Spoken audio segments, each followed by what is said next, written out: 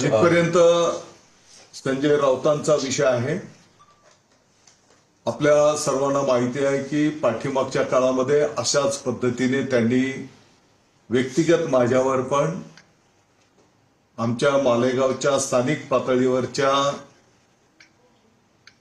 विरोधी आणि आता त्यांच्या पक्षामध्ये असलेल्या लोकांचं खोटं ऐकून त्या गोष्टीची खातरजमा न करता त्यांनी खोटे आरोप केले होते आणि सभागृहामध्ये कदाचित वर्षभराच्या पूर्वीची गोष्ट आहे, या संदर्भात मी भाष्य पण केलं होतं.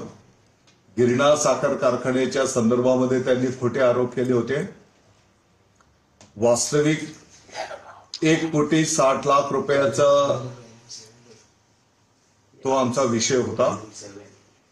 मालेगाव तालुक्यातले सर्व शेतकरी बांधव, सामान्य नागरिक एकत्र येऊन त्या कारखान्याच्या संदर्भातला निधी आम्ही उभा केला होता आणि मग यांनी नेहमीप्रमाणे त्यांना 1,60,00,000 रुपये, कदाचित ही रक्कम लहान वाटली असेल आणि मधून मधला पॉइंट त्यांनी काढून टाकला आणि 170 कोटी रुपये काय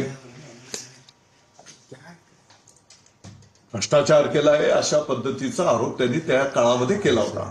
तर आता पूर्ण आरोप तोच आहे की तुम्ही, आणि या संदर्भामध्ये मी स्थानिक पातळीवरच्या माननीय न्यायालयामध्ये त्यांच्या विरोधात दावा दाखल केलेला आहे.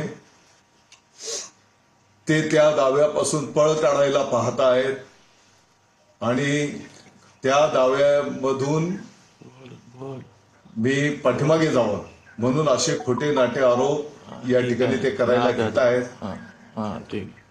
वास्तविक त्यांना माहिती आहे की एकेकाळी ते पण आमचे नेते होते.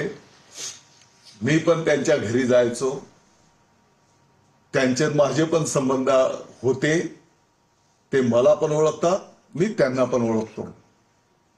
मला वाटतं की एक मर्यादेपर्यंत राजकारण ठीक आहे, परंतु त्याच्या पलीकडे खोटं नाटक राजकारण करणं ही काही गोष्ट बरोबर नाही. आणि संजय राऊतांना दादा भुसेचं 10 वेळेस नाव घ्यावं लागतंय, हा त्यांचा बालिशपणा आहे.